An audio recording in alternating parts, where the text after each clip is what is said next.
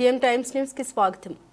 ప్రజలకు అసెంబ్లీ ఎన్నికల సందర్భంగా ఇచ్చిన మాట ప్రకారం 2 లక్షలతో పాటు ఏర్పాటు చేసిన రోడ్డు, కల్వర్ట్, స్కూల్ గేటు పూర్తి చేసి ముఖ్యమంత్రి చంద్రబాబు నాయుడు పుట్టినరోజు కానుక గ్రామస్తులకు అప్పజెప్పి మాట నిలుపుకున్నారు. వివరాలకు వెళ్తే చీమకుర్తి పట్టణంలోని హిమగిరి కాలనీ, గంగా కాలనీలు ఉన్నాయి. ఇక్కడ ఉన్నవారికి సరైన రోడ్డు, కల్వర్ట్ లేక ఇబ్బందులు పడుతున్నారు. అసెంబ్లీ ఎన్నికల సమయంలో అక్కడ వెళ్లిన ప్రస్తుతం ఎమ్మెల్యే ఏబిఎన్ విజయ్ కుమార్ కి రోడ్డు విషయం చెప్పడం జరిగింది. అదే సమయంలో విజయ్ కుమార్ తో ఉన్న టీడీపీ సీనియర్ నాయకులు పునాటి వెంకట్రావు అక్కడ ప్రజలు నేను ఆ పని చేయిస్తాను హామీ ఇవ్వడం జరిగింది.